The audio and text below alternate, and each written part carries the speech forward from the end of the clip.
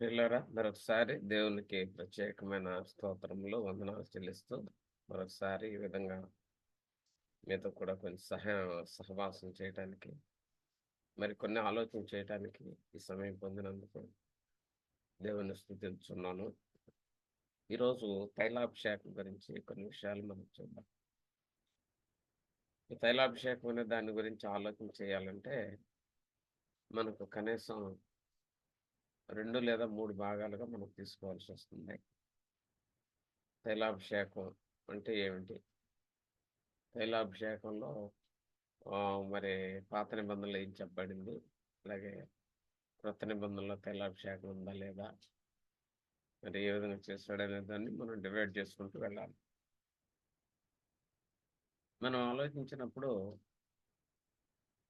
ఆహ్, తైలాభిషేకం విషయంలో ఈ రోజుల్లో ప్రజలు చాలామంది అమాయకత్వంగా ఉన్నారు. నీళ్ళు అభిషేకం చేస్తున్నారు కొంతమంది. అదేదో ఇట్లా స్ప్రే చేసాడండి చిన్న స్ప్రేయరు.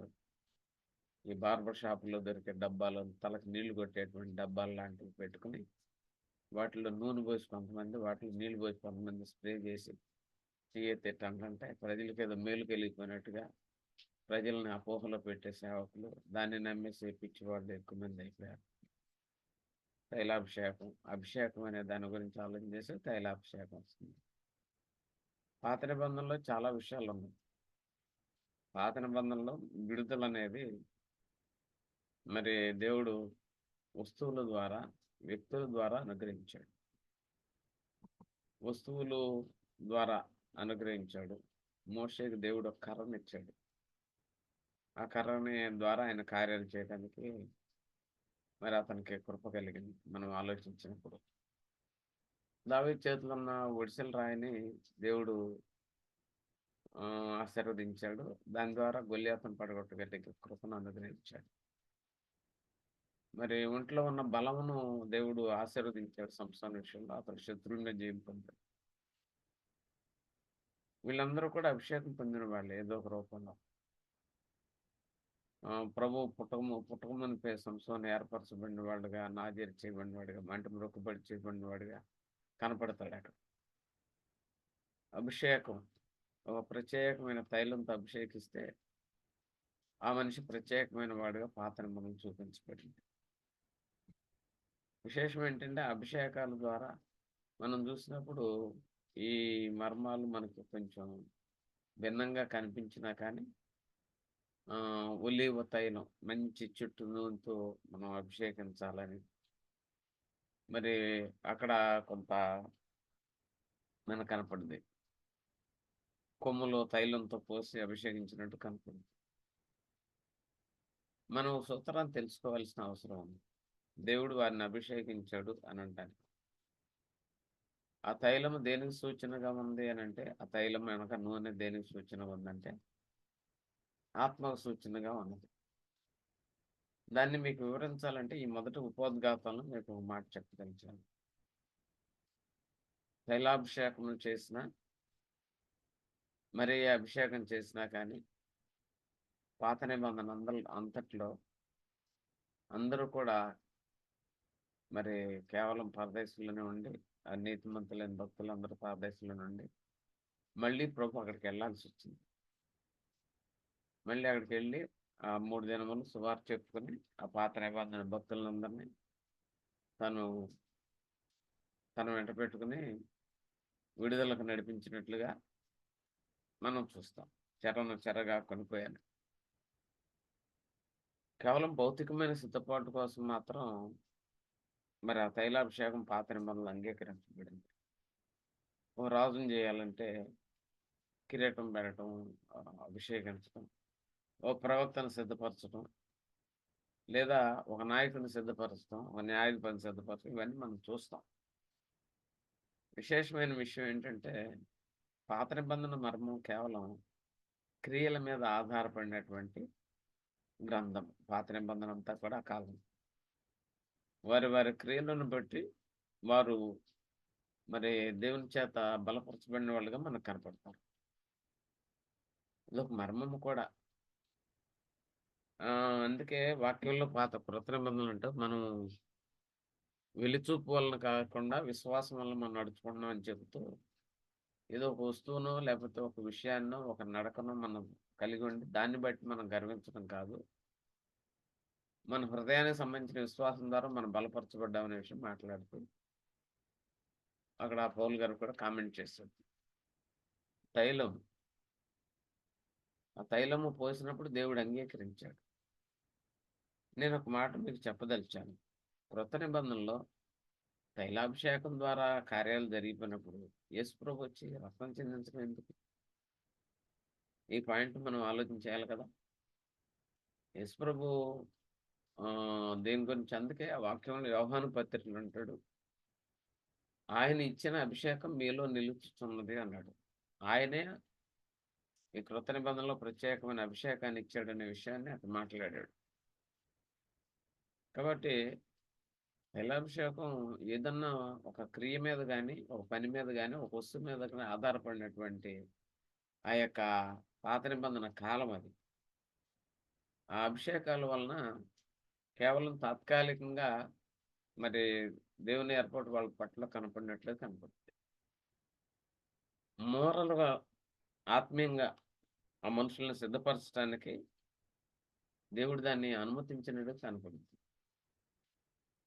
అభిషేకం పొందిన వాళ్ళు కూడా మళ్ళీ అక్కడ మనం చూస్తే వాళ్ళు పతనం అయిపోయినట్టు, పాడైపోయినట్టు అన్నీ కనపడుతుంది. పాత నిబంధనలో తైలాభిషేకం పొందినప్పుడు, ఆ తైలాభిషేకం జరిగిన ఆత్మను పొందినట్లుగా వాళ్ళు మనం వాక్యంలో అక్కడక్కడ మనకు కనపడుద్ది. అభిషేకించిన వాటిని అతనికి కొత్త మనసు వచ్చెను, అతని మీద క్రొత్త ఆత్మ వచ్చెను అనేటువంటి మాటలు కొంతమంది భక్తుల విషయంలో మనం మాట్లాడతాం. సమూయేలు అభిషేకించిన తర్వాత కొత్త మనసును, కొత్త ఆత్మను అనగా పొందాడు సౌలు అని చెప్పేసి వాక్యంలో స్పష్టంగా ఉంది. ఇప్పుడు ఈ తైలాభిషేకంలో బలం ఉంటే మళ్ళీ వెంటనే మళ్ళీ కొత్త మనసు, కొత్త ఆత్మ వచ్చి వాళ్ళని సిద్ధపరచడం ఏంటి? అది అవసరమా? అంటే అర్థం ఏంటంటే, పాత నిబంధన అంతా ఒక ఫండమెంటల్ సిస్టమ్‌లో నడిచింది. కొన్ని క్రమంలో క్రియల మీద ఆధారపడి నడిచింది. కానీ క్రొత్త నిబంధన అలా నడవలే. క్రొత్త నిబంధనలో దేవుడు స్వయంగా వచ్చి ఏం చేశాడంటే, తన రక్తాన్ని అభిషేకించాడు. ఆ రక్తం ద్వారా అభిషేకించాడు. రక్తం ద్వారా మనం ప్రోక్షించబడ్డాం. ఇప్పుడు మనం ఆలోచన చేసినప్పుడు జాగ్రత్తగా. ఇప్పుడు ఈ మర్మము చాలా గొప్పది కూడా. మనం ఆలోచించినప్పుడు. చాలా గొప్పది. ఆయన తన రక్తం ద్వారా మనల్ని అభిషేకించాడు. రక్తంలో జీవం ఉంది. మరి తైలంలో ఏముంది? జీవం లేదు గదా! తైలంలో కేవలం ఆ వెలిగించే శక్తి ఉంది గానీ, ఆహ్, రక్తం వలె జీవం లేదు గదా! ప్రాణం లేదు దాంట్లో లేదు గదా! మనం ఆలోచించినప్పుడు. అందుకే కొత్త నిబంధనలో మనం ఎక్కడ చూసినా కానీ మనకి అభిషేకాలు కనపడవు. కొత్త నిబంధనలో ఎక్కడ అభిషేకాలు కనపడవు. సమస్తమును గతించెను, పాతవి గతించెను, కొత్తవైనన్నట్లుగా మనకి అయి కనపడవు అక్కడ. ఎక్కడ క్రొత్త నిబంధనలు అభిషేకాలు కనపడవు. కానీ క్రొత్త నిబంధనలు ఏం కనపడతాయంటే మీరక్కడికి వెళ్ళినప్పుడు మా ఇంటికి శుభం చెప్పండి. సమాధానం కలుగును గాక అని చెప్పండి. వాళ్ళు మీ వాక్యాన్ని రిసీవ్ చేసుకుంటే వాళ్ళ మీద సమాధానం ఉంటది.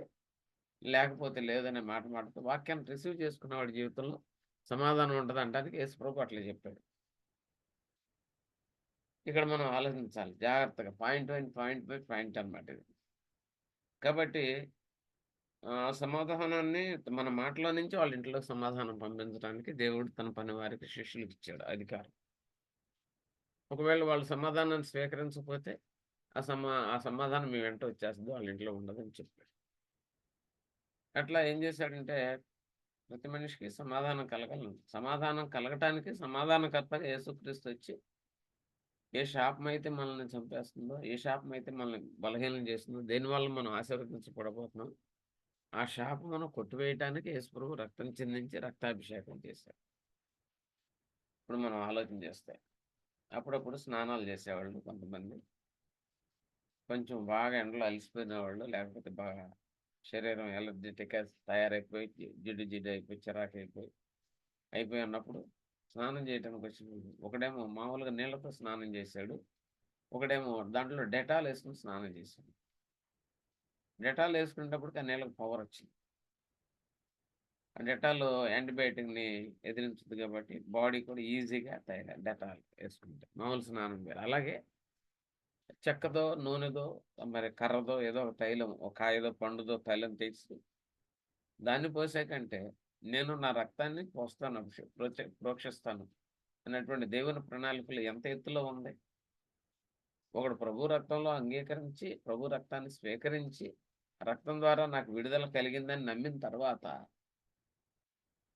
తర్వాత ఆ మనిషి ఏ విధంగా మరి ఎంత బలవంతుడవుతాడో బాగా ఆలోచన చేస్తే. కాబట్టి రక్త నిబంధనలో తైలం మీద కాక రక్తంతో మనల్ని సిద్ధపరిచాడు అని ఒక పాయింట్ చూడాలి. రెండవది మనం చూసినప్పుడు రక్తంతో సిద్ధపరచడం మాత్రమే ఆయన తన ఆత్మను కూడా మనలో ఉంచాడు. మారుమనసు పొందినప్పుడు మనం తిరిగి జన్మించినప్పుడు ఈ అనుభవాన్ని పొందుతాం. ఆయన ఆత్మను మనలో ఉంచాడు మనం చూస్తే. పాత నిబంధనలో మనం చూసినప్పుడు దేవుని స్తోత్రం కలగాలి. చూసినప్పుడు ఆ నూనె పోసి ప్రార్థన చేసిన తర్వాత వారి మీదకి ఆత్మ దిగి వచ్చినట్టుగా మనం చూస్తాం. చాలా జాగ్రత్తగా అర్థం చేసుకోవాలి ఇక్కడ. కాబట్టి వారి మీదకి ఆత్మ వచ్చును, కొత్త మనసు వచ్చును, కొత్త ఆత్మ ధరించును, బలపడిరి అని ఉంటదన్నమాట. ఏది ఈ యొక్క అభిషేకం జరిగిన తర్వాత ఆ విధంగా వాళ్ళు శక్తిని పొందినట్టు కనపడుతుంది. వాళ్ళు దేవుని ఆత్మ మళ్ళీ కొత్త ఆత్మ శక్తి కలిగిన ఆత్మ వాళ్ళు పొందినట్లు కనపడుతుంది. ఇక్కడైతే ఆ శక్తిని ఇచ్చేవాని ఆత్మ మనలోకి వచ్చేస్తున్నాడు. రక్షించబడిన తర్వాత మనలోకి వచ్చేస్తున్నాడు. ఇప్పుడు మళ్ళీ మనం పాస్టర్ గారు చేతులేసి ప్రార్థన చేసినాక ఆయన రావటం అనేది లేదు. ఎవరైనా సరే ఈ విషయంలో వాదనకు వస్తే నేను మాట్లాడడానికి సిద్ధంగానే ఉన్నాను.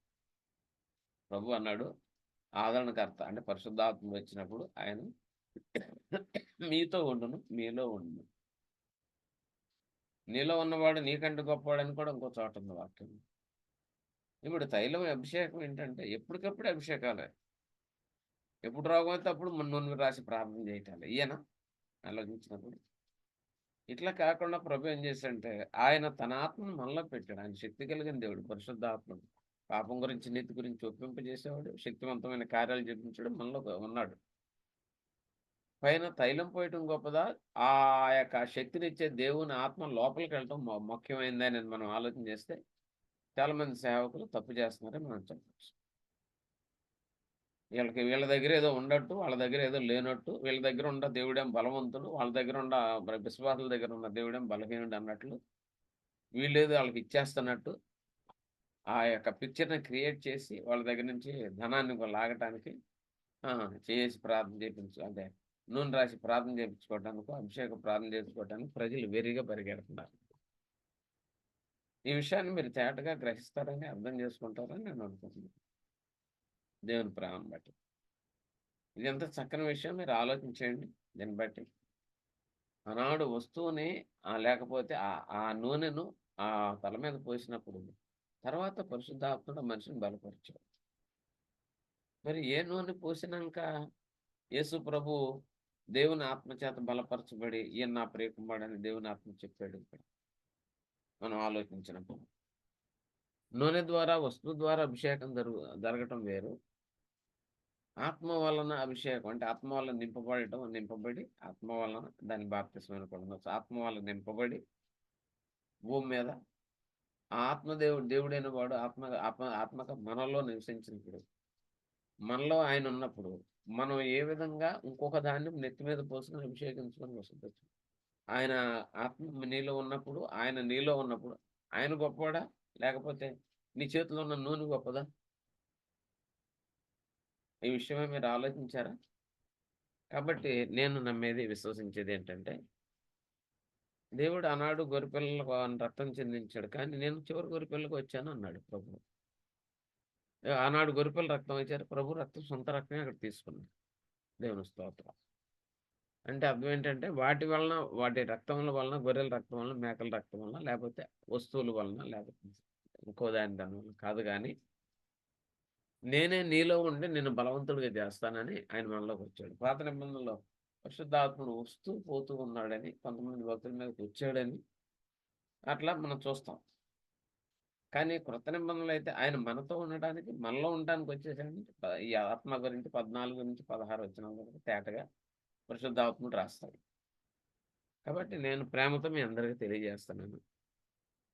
మనం ఘనులము, మనం ఆశీర్వదించబడినవాడు. మనం తల మీద ఆయన విశ్వసించడం ద్వారా ఆయన రక్తాభిషేకం మనకుంది. ఆయన మన కొరకు చనిపోయాడని.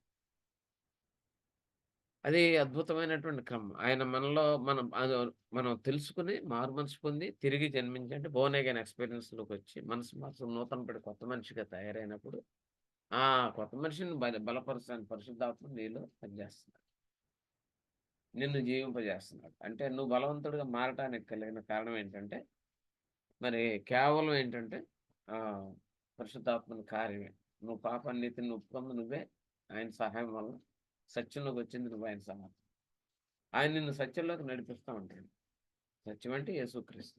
కాబట్టి పాత నిబంధనలో ఇవ్వబడిన సత్యం వేరు, క్రొత్త నిబంధనలో ఇవ్వబడిన సత్యం. పాత నిబంధనలో బలుల మీద ఆధారపడింది. క్రియల మీద ఆధారపడింది. అభిషేకాలు, కార్యాల మీద ఆధారపడింది. కానీ క్రొత్త నిబంధనలో విశ్వాసం మీద ఆధారపడింది. నమ్మకం మీద ఆధారపడింది. ఈ మర్మం గొప్పది. కాబట్టి నేను విశ్వసిస్తున్నాను. కొత్త నిబంధనలో అభిషేకం ఎక్కడా లేదు. చేతుల నుంచి ప్రార్థన చేసినట్టుగానే ఉంది గానీ అభిషేకం లేదు. మనం ఆలోచన చేస్తే. కాబట్టి మనం ఏం చేయాలి ఇప్పుడు? దేవుడిచ్చేటువంటి వాక్య సంబంధమైన అభిషేకం లేదా ఆత్మ సంబంధమైన అభిషేకం దేవుడిచ్చేది అది మనం కలిగి ఉండి నింపబడి మనం బలవంతులం అవ్వటం గొప్ప విషయం. తాత్కాలికమైన వస్తువులు, పదార్థాలు, నూనెలు ఉపయోగించుకొని బలం లేని వాళ్ళకి మారటం కాదు. కాబట్టి క్రొత్త నిబంధన ప్రకారం తైలాభిషేకం లేదు. క్రొత్త నిబంధన ప్రకారం తైలాభిషేకం లేదు. ఆయన ఆత్మాభిషేకం ఉంది. అంతేకాకుండా ఆయన రక్తాభిషేకం కూడా మనం పురోక్షించబడి ఆయన రక్తంలో మన విశ్వాస క్రమంలో మనం రూపాంతరం చెందుతూ ఉన్నాం. ఆ రక్తం మనం స్వీకరించి దాంట్లో మనం స్నానం చేస్తున్నాం. ఆత్మ మనలోకి వచ్చి మనల్ని బలపరిచి మనల్ని నింపుదలకు గురి చేస్తుంది. కాబట్టి తైలాభిషేకం అనే కంటే రక్తాభిషేకం గొప్పదని నమ్మాలి. అంతేకాకుండా ఆత్మాభిషేకం విలువైందని కూడా నమ్మాలి.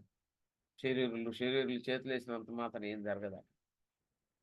కానీ యేసుక్రీస్తు నామంలో చేతుల నుంచి ప్రార్థన చేయటం అనేది కొంచెం వాక్యం ఒప్పుకుంటుంది. కాబట్టి మనం గ్రహించి మనం ఆలోచించాల్సిన రియాలిటీగా వస్తే నేను ముగిస్తున్నాను ఇక్కడ. తప్పనిసరిగా ఈ వస్తు సంబంధమైన, నూనె సంబంధమైన, లోక సంబంధమైన అభిషేకాల వలన కాదు గానీ, దేవుని యొక్క లేఖనమును బట్టి, దేవుని యొక్క లేఖనం కూడా మనల్ని మరి నింపుతున్నాడు గదా! ఆ రక్తం కూడా మనల్ని మరి ప్రోక్షించిన హృదయాలతో మనం ఆయన్ని రక్తంను ఆశ్రయించాం గదా! ఒక విధంగా రక్తం మన మీద పోయబడినట్లుగా మనం విశ్వసిస్తున్నాం మన కొరకు కదా! అలాగే ఆత్మ నింపుదల కూడా కలుగుతుందని చెప్తుంది కాబట్టి ఆత్మాభిషేకం, రక్తాభిషేకం అనే దాని గురించి మనం ఆలోచించాలి. చేసి దాన్ని కలిగి ఉండాలి గానీ పాత నిబంధనల వలె ఆచారంలో ఆచారపూర్వకమైనటువంటి విధానంలో ఏదో తైలం తీసుకొచ్చి అభిషేకం చేసేవాడు. ప్రభు రక్తం కంటే అది గొప్పది కాదు. అది ముందు నమ్మాలి. ఈ విషయాన్ని మనం గ్రహిద్దాం. ఇంకేమైనా కావాలంటే మరొకసారి చూద్దాం. అందరికీ వందనాలు.